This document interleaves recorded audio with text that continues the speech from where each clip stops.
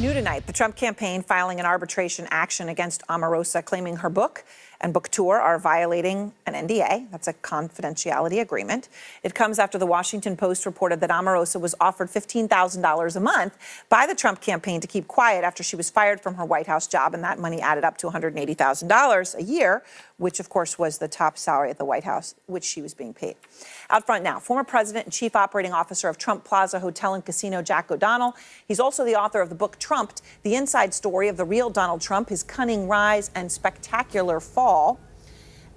Jack, good to have you back. So when you learned, when you say that when Trump learned, you were writing this book, right? You were writing this book back in 1990.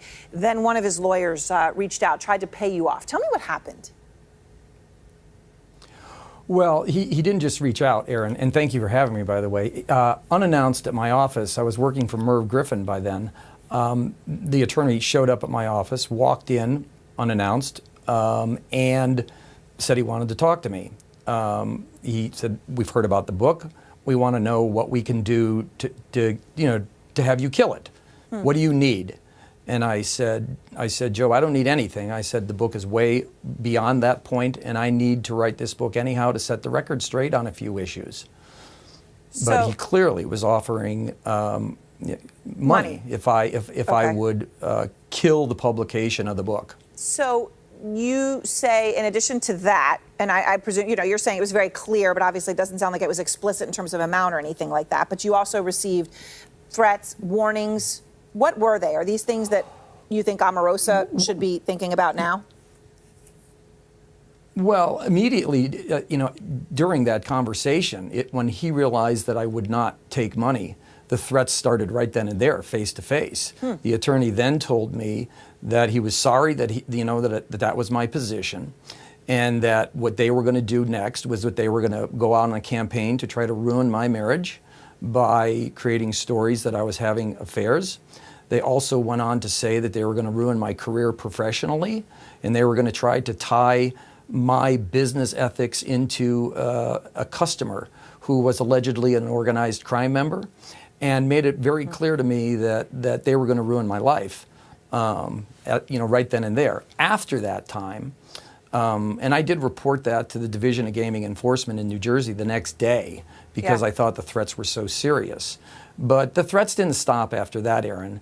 They continued. I got not only anonymous threats, but I was told by another executive in the organization to be careful, that I was being followed 24/7, that they were going to do anything that they could to get their hands on that manuscript. And obviously you did go ahead and publish it. I mean, Omarosa now has gone ahead with her book, which, look, there appear to be some serious factual errors in there, but she does have tapes which have come out and raised questions. The president has responded by calling her a loser, a lowlife, and a dog, among other things. Do you think his attacks on Omarosa are racist?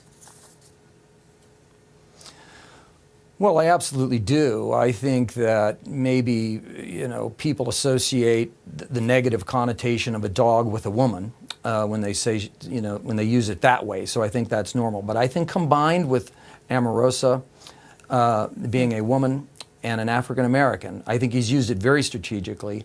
And listen, he does have a very long history. He is a racist through and through. He doesn't have to use the word N-word for it to become very clear what he is.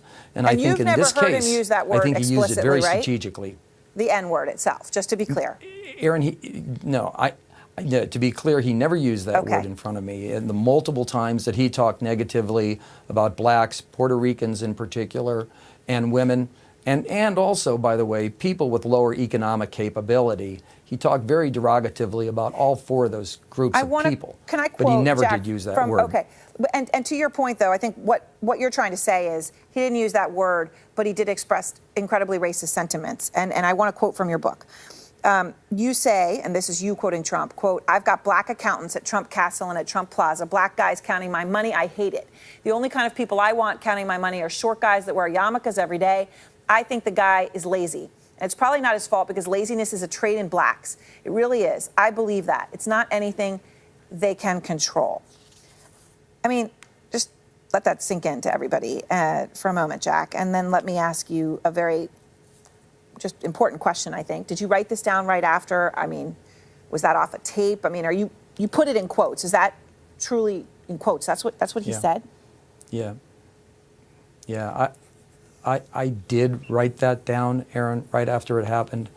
And also when I came back from that meeting at Trump Tower in New York, this was prior to the accident, and I was the president chief operating officer, but I had a gentleman, Steve Hyde, that I reported to, and I told him about it because I was concerned because that was really the first time that it became crystal clear how Donald thought about black people.